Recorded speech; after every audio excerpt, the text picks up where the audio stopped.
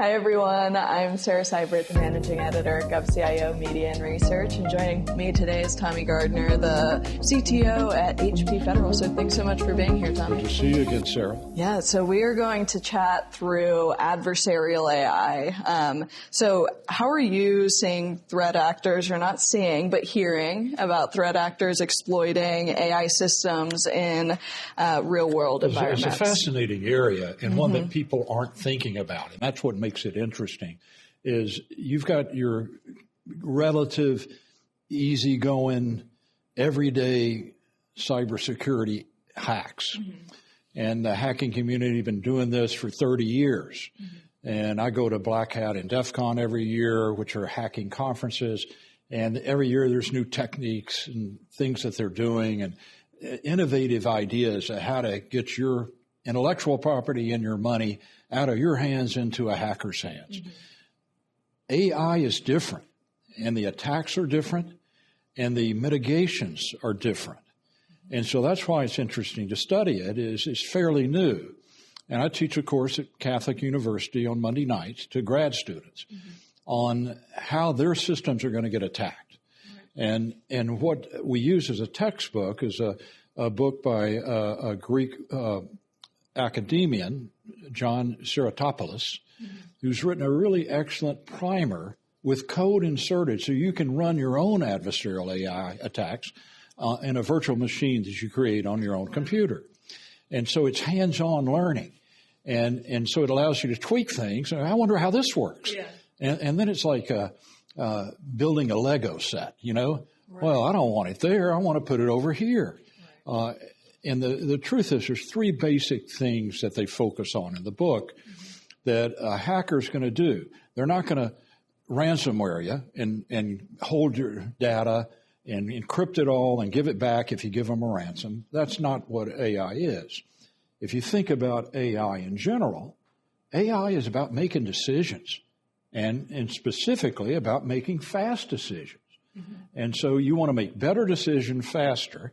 Well, that's the purpose of AI. And there's maybe 32, possibly up to 40 now, algorithms, mathematical techniques that make up what we call AI. So each one's a little bit different, and you have to kind of take each one individually. But what John talks about in his textbook is poisoning of the training data. So in machine learning, you learn by selecting data that you train on.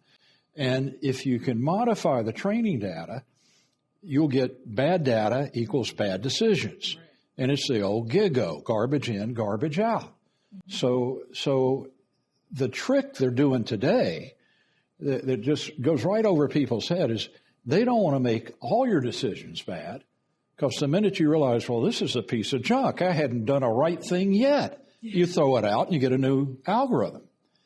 But if they can make 5% of your decisions off, and they can tailor the training data so it's only things in this area that you're going to make a bad decision on, but everything else is normal, looks good. Yeah. You won't know you've been had.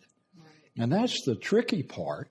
And the example John gives is the photo imagery of, is what's coming at you a bird, or is it a plane?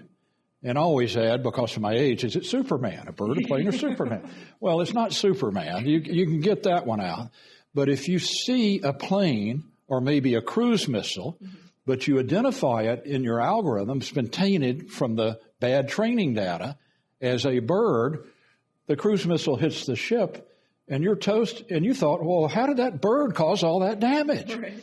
Well, it was your AI system that was hacked. And if they don't hack the training data, what they're going to hack is the model itself. Now, it's hard to get to a model. It's even harder to manipulate the model without being detected. But if you can make minor manipulations in how the model makes decisions, even if you have good training data, it's just as effective. Right. And then the third way is your supply chain. This is all done by a third party that you think is a trusted network, but the hacker has gone in and modified their information so that they ship you something that doesn't work all the time. Most of the time, but not all the time.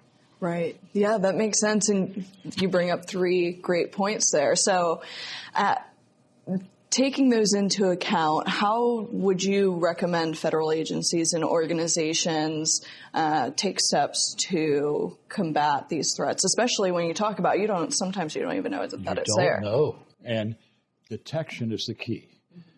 How well do you understand your training data?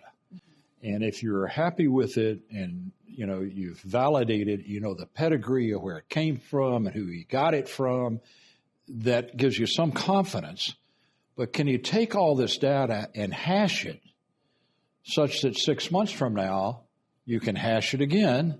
Has anybody manipulated it? Mm-hmm. And the beauty of a mathematical hash, if you take a small a and you move it to a large A in War and Peace, it will end up with a completely different number. Right. And so you will know somebody's manipulated. And then if somebody's played with your training data, that's the red flag to say, we need to go in depth and figure out who, what, when, and where, and how many planes there are that are being categorized as birds. Mm-hmm. And so that's the first thing you can do.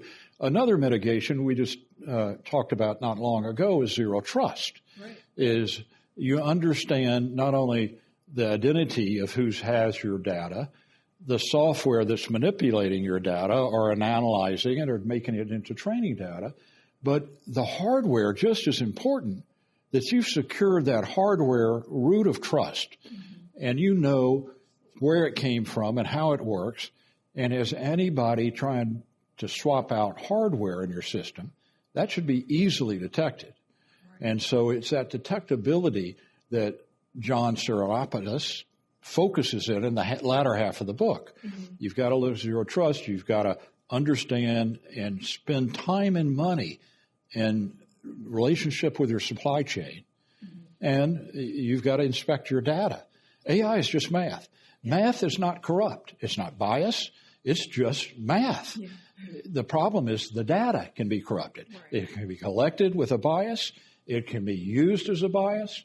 It can be released and the privacy lost. And so what are you going to do with your data?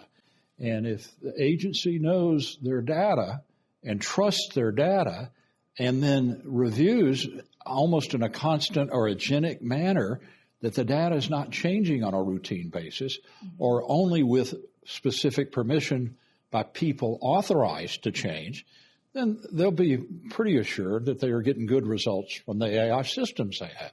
Right. Those are very interesting points, and I appreciate you taking the time to chat with me today. And I look forward, hopefully, to connecting in the future. I'd love to learn the next book that you're working on in class. Next semester, it's industrial cyber. Oh, very cool. And so it's the OT part of the IT OT. Yeah. And IT systems have been around for a long time. OT systems are starting to mitigate towards an IT world with IPv6 and with the type of attacks that are in IT are mitigating to OT, but they're much more serious because people can get hurt. People can die with OT mistakes. It's kind of hard. If somebody stole my health data, I might die because I've got bad health, but the world's not going to fall apart. Right. Yeah. Well, I look forward to diving into that for the next interview. And thank you again for joining me. Thanks, Sarah.